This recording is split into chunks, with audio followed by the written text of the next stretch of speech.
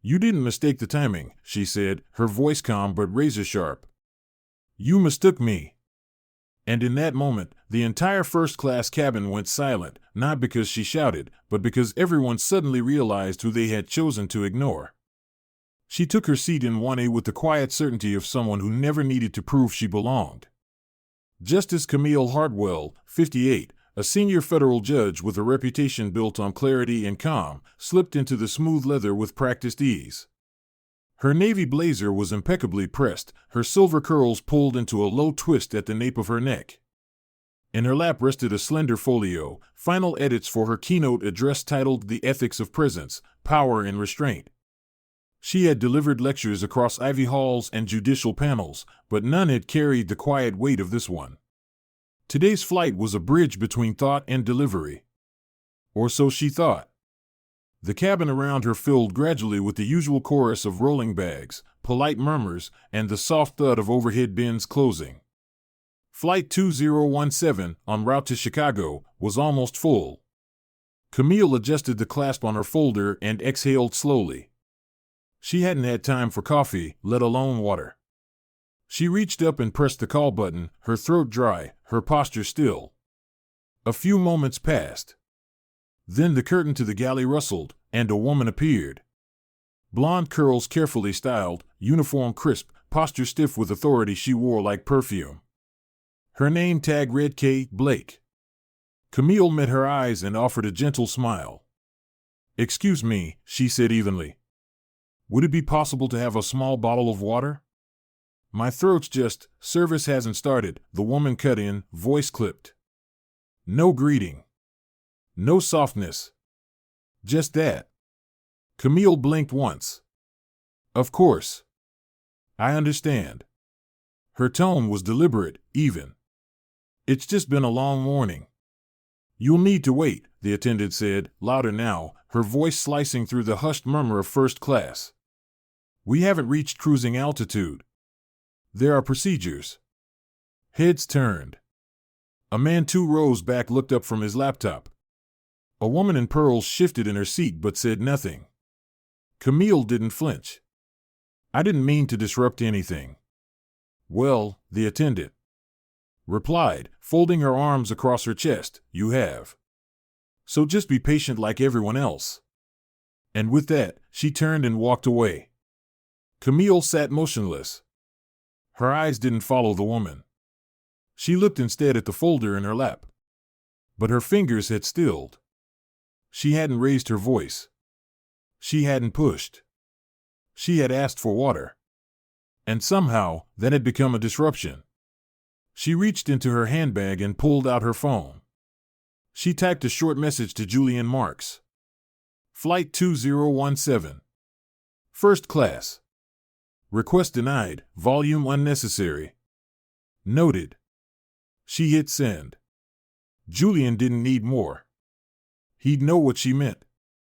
CEO of the Airline and longtime colleague from Camille's early days on the Judicial Reform Board, he wasn't the kind of executive who waited for HR to explain things.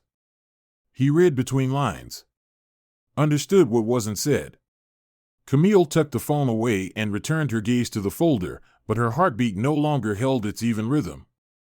She reviewed her own words, her speech on dignity, on power not shown through force, but through choice, and wondered, not for the first time, if the lesson she intended to teach tomorrow had already arrived at her feet. Meanwhile, in the galley, Kendra Blake leaned against the counter with a sigh, rolling her eyes. The woman in 1A, she muttered to her younger colleague, a soft-spoken flight attendant named Aaron, already asking for special treatment. "First class doesn't mean royalty." Aaron raised an eyebrow. "She asked for water?" "It's the way they ask," Kendra replied. Entitled. "Like we're here just to snap to it." Aaron didn't respond. She had worked with Kendra long enough to know the tone. Not just condescension, but certainty. Kendra believed she was right. She always did. Aaron turned back to her tray. But she had seen the woman in 1A. Seen the poise. The softness in her voice. And she had seen the stillness in her face when Kendra snapped. It hadn't been entitlement. It had been grace. The kind that didn't need to prove itself. Back in 1A, Camille felt the eyes on her. Passengers glanced, then turned away. Not one word had been said in her defense. Not one offer to help. Not one, "I think you misunderstood." She didn't expect it. But it didn't sting any less. The curtain pulled back again as drink service began. This time, Kendra moved with a plastered smile. She handed out glasses, offered sir and ma'am, and poured white wine into tall-stemmed glasses like nothing had happened. When she reached Camille's row, her steps slowed. The cart wobbled slightly. The smile faltered. "Would you like a drink?" she asked, avoiding eye contact. Camille looked up, expression unreadable. "Still no water?" Kendra cleared her throat. "Of course. I meant to offer earlier." She set a bottle of water down quickly and moved on before Camille could reply. Camille didn't reach for it immediately. She stared at it, unopened, condensation forming on the label. The damage had already been done. And what Kendra didn't know, what no one in that cabin yet realized, was that the woman she had just dismissed wasn't just a judge. She was Justice Camille Hartwell, keynote speaker for the National Forum on Equity in Federal Practice, and the woman who had written large sections of the airline's very own anti-discrimination protocol 5 years ago. In the cockpit, a secure communication buzzed in. The pilot tapped the screen and paled slightly. The message was from the executive suite.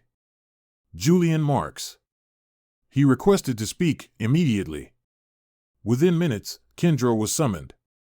She stepped through the cabin, steps slower than before, passing passengers who now watched her more closely. She entered the cockpit and found the screen already glowing. Julian sat behind his desk, hands folded. "Ms. Blake," he said without preamble. "Please explain what happened with the passenger in 1A. She asked for water," Kendra began. "I explained service hadn't begun, and then you raised your voice," Julian interrupted, tone sharp. "She wasn't rude. She made a simple request. You dismissed her. Loudly. Publicly. It was a misunderstanding." "No," Julian said flatly. "It was a misjudgment. And the woman you misjudged is Justice Camille Hartwell. She sits on the Federal Appeals Court. She's a guest speaker at tomorrow's national conference. And she happens to be a close professional colleague." Kendra's lips parted. She didn't speak. She didn't know. And now it was too late. "You will return to the cabin," Julian continued. "You will apologize clearly. Publicly. And when you land, you will report directly to my office." The screen went black. Kendra stood frozen, heart pounding, palms slick. When she returned to the aisle, her posture had changed. Her usual stiffness was now tension. The confidence replaced with calculation. She stopped at 1A and cleared her throat. Camille looked up. No smile. No curiosity. Just that same, calm gaze. "Justice Hartwell," Kendra began. Her voice was soft now. "I want to apologize for earlier. I misunderstood the situation." Camille didn't flinch. Her voice was quiet but sure. "You didn't mistake the timing. You mistook me." The words hung in the air like a verdict. Final. Clean. Devastating. Around them, silence deepened. Someone lowered their phone. Another tucked away their earbuds. Kendra opened her mouth to respond, but Camille lifted one finger slightly, graceful, dismissive. "That will be all." Kendra turned and walked away, and this time, the weight she carried wasn't confidence. It was consequence.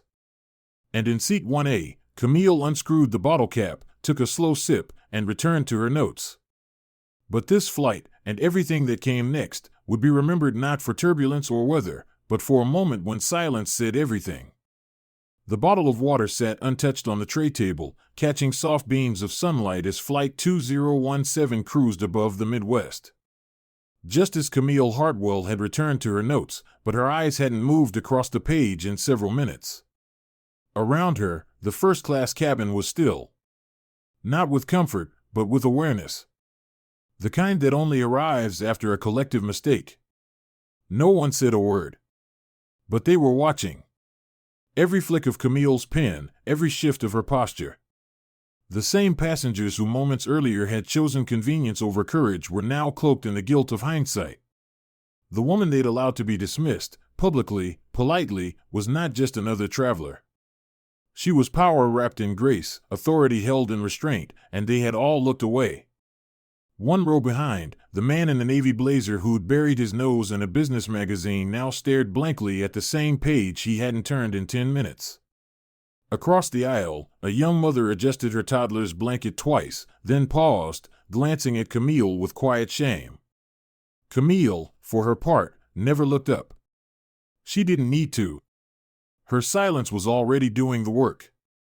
In the galley, Kendra Blake's hands moved on autopilot. She wrist-tacked napkins that didn't need wrist-tacking. Checked beverage inventory she had memorized years ago. Her breath came shallow. Her chest tight. She couldn't stop hearing her own voice, clipped, elevated, dismissive. And now she knew who that voice had been directed toward. Not just a judge. Not just a keynote speaker. But Julian Marks' close colleague. She had been so sure. So certain. And now that certainty was cracking. Erin, her younger colleague, busied herself quietly nearby. But her glances, sharp, brief, said everything. She knew what had happened. Everyone did. The cabin knew. The crew knew. And by now, the cockpit definitely knew. When the secure channel pinged again, the pilot didn't hesitate. The message was short. CEO Marks will be meeting Flight 2017 at the gate. Prepare priority disembark for 1A. Escort K. Blake to Operations Room 2 immediately upon arrival. The pilot let out a low breath. He'd flown thousands of flights. He'd never seen anything like this. Meanwhile, Camille closed her folder with slow precision. Her phone vibrated once. A message from Julian. Meeting you at the gate. Just stay calm. Cameras will be present. This will be handled right. She didn't reply. She didn't need to. The wheels had already turned. The curtain to the galley shifted as Kendra emerged again, this time slower. Not dragging, but deliberate. Her eyes scanned the rows with a flicker of something she hadn't worn all flight, uncertainty. She didn't speak to Camille again. She didn't offer refills or ask if she needed anything else. She just passed by, invisible now in the space where she had once tried to impose herself. Time passed. The captain's voice crackled overhead. Ladies and gentlemen, we've begun our initial descent into Chicago. Please ensure your seatbelts are fastened and tray tables secured. The cabin obeyed, quietly. But this was not the usual rustling and stretching that came with landings. This was stillness. The kind that follows embarrassment. The kind that lives between unspoken questions. The kind that arrives when people realize too late that they were present for something wrong, and said nothing. When the wheels touched down, there was no applause. Just the low hum of the engines and the collective silence of a cabin that now carried more than passengers. The seatbelt sign dinged off. And immediately, 2 uniformed airline representatives entered the plane. One gestured discreetly to the row. Justice Hartwell, one said, voice neutral but respectful, we'd like to ask that you deplane first. Mr. Marks is waiting for you at the jet bridge. Camille nodded once, collected her folder, and rose without hurry. She adjusted her blazer, lifted her bag, and stepped into the aisle. Eyes followed her. Not out of curiosity now, but reverence. She didn't glance back. She didn't need to.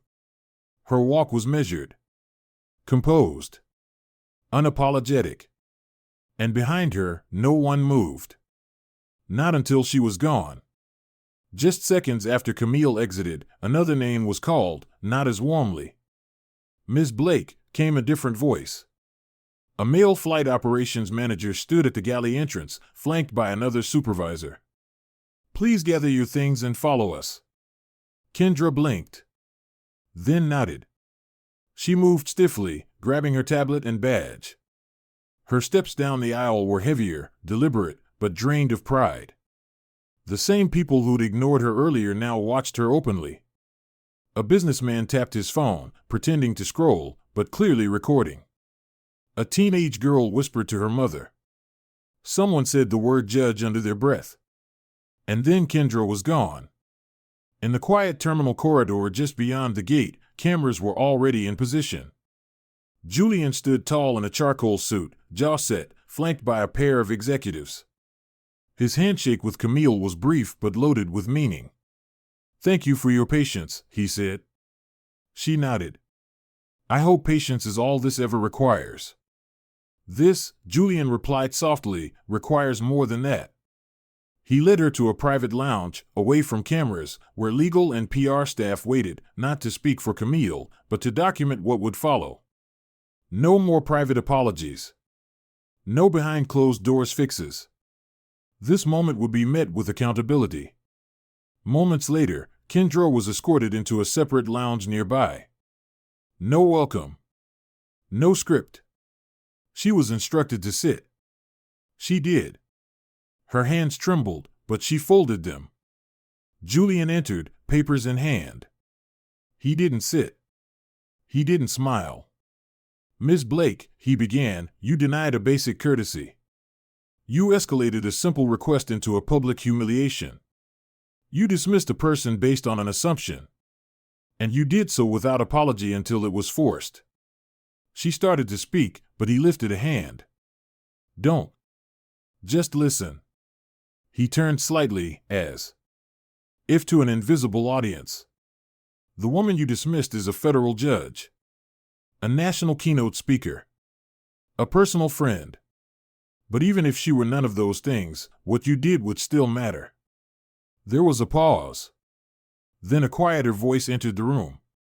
Camille had stepped in. Her presence filled the space like steady light. "You didn't mistake the timing," she repeated, voice firm. "You mistook me. You looked at me and saw less. Not because of policy. Because of perception." Kendra swallowed, but didn't speak. "That moment," Camille continued, "wasn't just about you and me. It taught every passenger on that plane what quiet bias looks like. And that lesson will echo longer than this flight."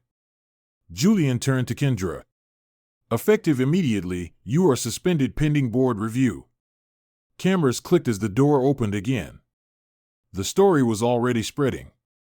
Outside, hashtags were forming, hashtag Justice Hartwell, hashtag bias at altitude, hashtag she stayed silent. Camille didn't post. She didn't share. But the silence she carried back onto the street was louder than anything a microphone could deliver. And as she stepped into the black car waiting to return her to her hotel, one truth had already landed harder than the flight ever did. The cabin had grown quiet, but now, the country was listening. The car door shut with a soft click behind Justice Camille Hartwell, but the echo of what had unfolded on Flight 2017 still traveled with her.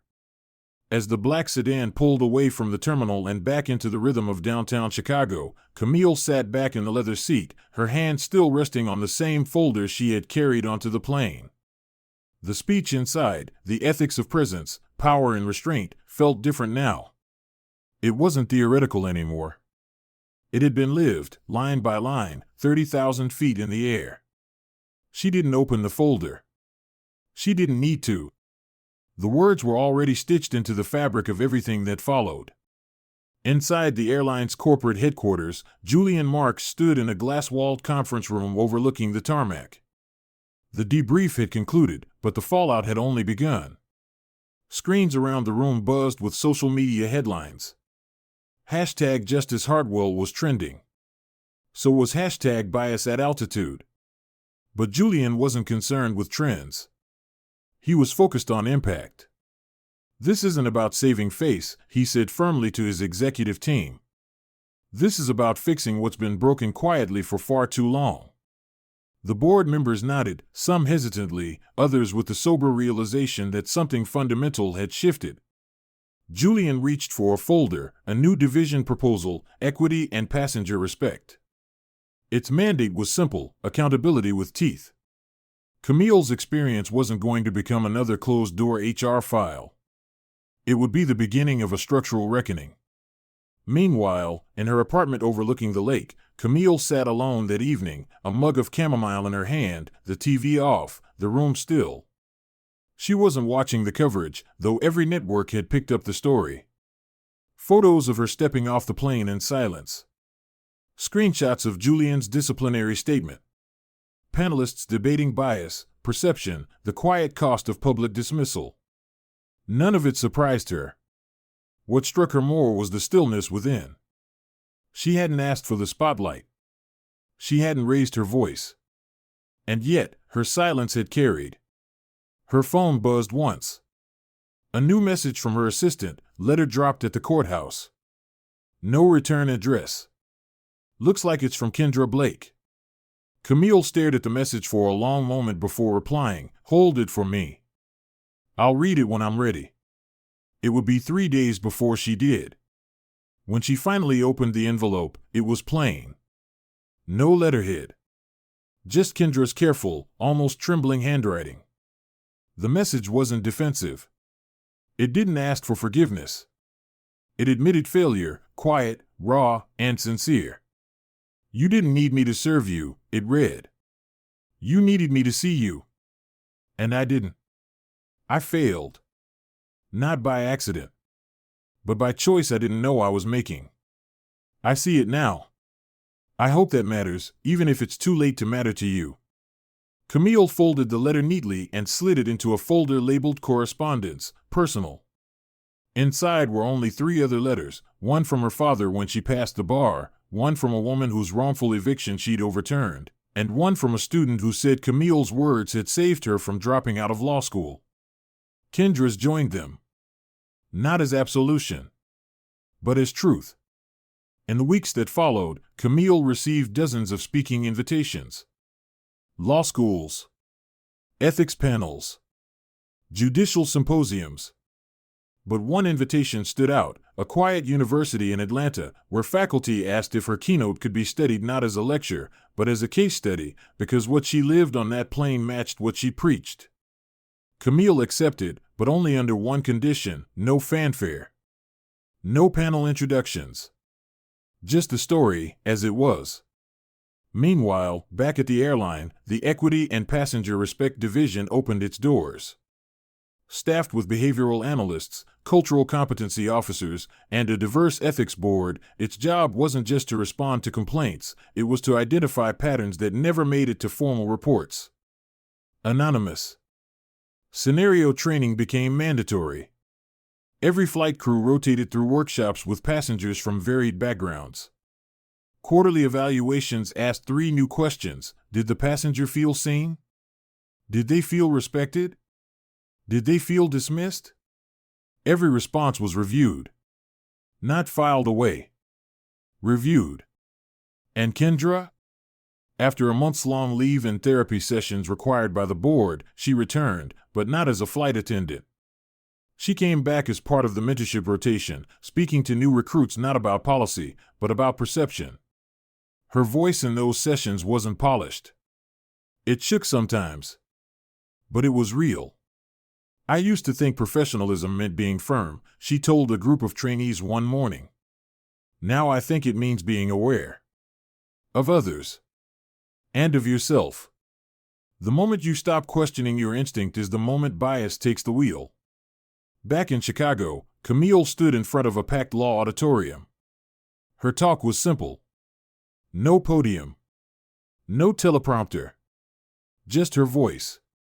"When I asked for water," she began, "I wasn't making a statement. I was thirsty." What followed wasn't about policy.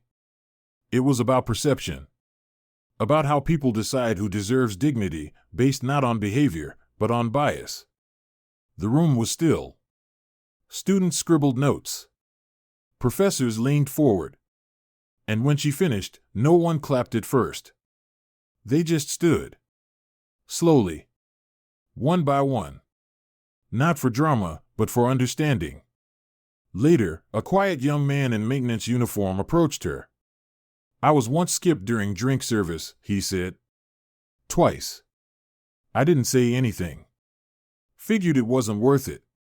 Camille looked at him, voice steady. "But you remember it?" He nodded. "It wasn't about the drink. It was about not mattering." "You've always mattered," she replied. "They just didn't see you." "But I do." He nodded again and walked away, changed.